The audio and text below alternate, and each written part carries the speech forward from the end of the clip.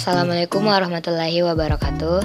Halo teman-teman, kami mahasiswa dari Universitas Negeri Makassar, Fakultas Ilmu Pendidikan Jurusan Teknologi Pendidikan, Angkatan 2019, kelas B.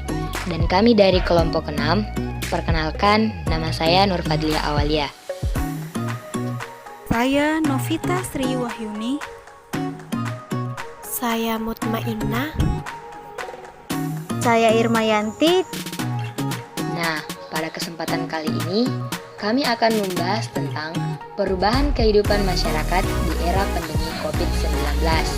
Tetapi, sebelum memasuki materi, perlu kita ketahui terlebih dahulu, apa sebenarnya COVID-19 ini? Virus corona adalah jenis virus baru dari coronavirus yang menular ke manusia. Infeksi virus corona disebut COVID-19 dan pertama kali ditemukan di kota Wuhan, Cina pada akhir Desember 2019. Virus ini menular dengan sangat cepat dan telah menyebar ke hampir semua negara, termasuk Indonesia, hanya dalam waktu beberapa bulan. Selanjutnya kita perlu mengetahui gejala yang terjadi pada penyakit coronavirus disease 19. COVID-19 bisa menimbulkan beberapa gejala pada pengidapnya. Gejala yang muncul ini bergantung pada jenis virus corona yang menyerang dan seberapa serius infeksi yang terjadi.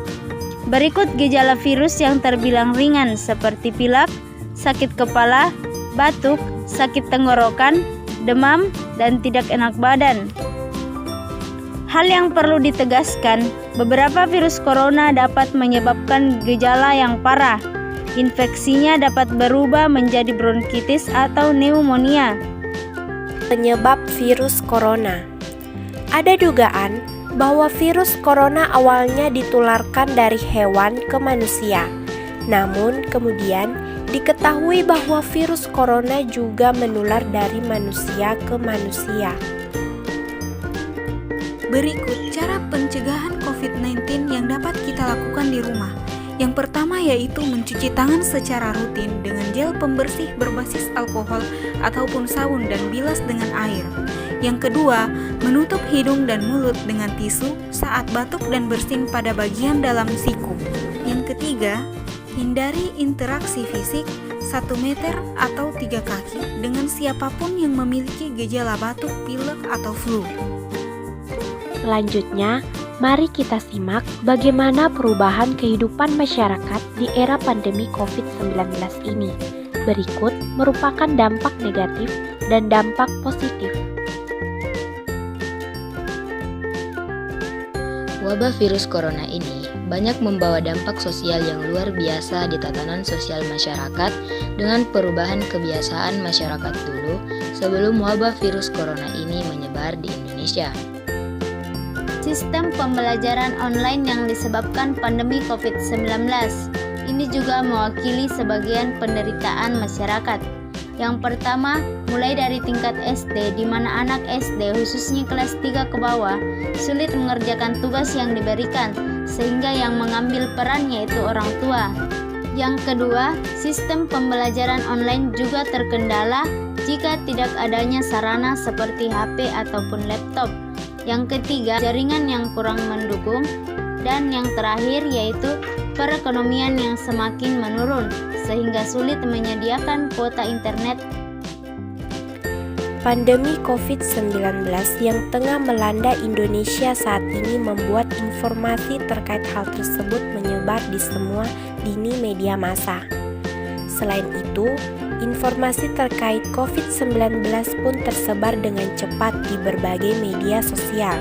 Mulai dari fakta hingga hoax semua tercampur menjadi satu. Tak bisa dipungkiri, sebaran informasi COVID-19 yang kian masif bisa memberikan dampak buruk terhadap psikologis seseorang. Karena COVID-19 ini dari awal memang merupakan kabar buruk bagi semua orang. Jadi, informasi yang beredar pun banyak yang bernada negatif dan tidak menyenangkan. Dampak negatif pandemi COVID-19 yang selanjutnya yaitu mengenai merosotnya perekonomian Indonesia.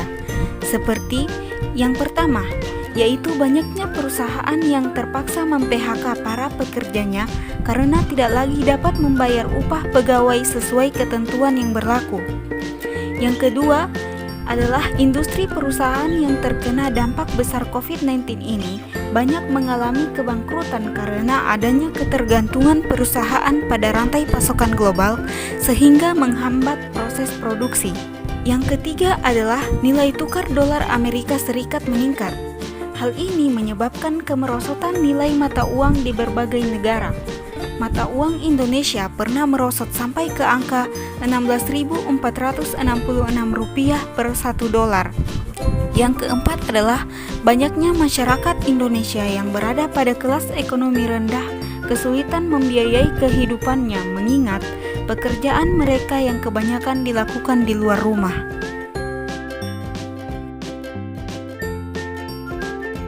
Yang pertama yaitu bisa menjadi lebih dekat dengan keluarga. Saat ini, pemerintah menerapkan kebijakan work from home yang mengharuskan setiap pekerjaan dikerjakan di rumah. Hal ini dapat dimanfaatkan oleh seseorang yang tidak memiliki waktu untuk berkumpul bersama keluarga. Dampak positif selanjutnya yaitu lebih peduli dengan kesehatan. Pemberitaan mengenai wabah virus corona COVID-19 memang membuat panik di sejumlah negara. Namun, karena wabah tersebut, kita sekarang lebih memperhatikan kesehatan dan lebih menjaga kebersihan. Lebih sering melakukan aktivitas di rumah, seperti memasak, membersihkan rumah, dan juga kita lebih bersosialisasi antar tetangga. Dampak positif yang terakhir yaitu menurunnya polusi udara. Selama penerapan social distancing, jalanan kota berubah sepi. Kemacetan lalu lintas yang biasanya jadi pemandangan sehari-hari di kota-kota besar seperti Jakarta, kini tak lagi terlihat.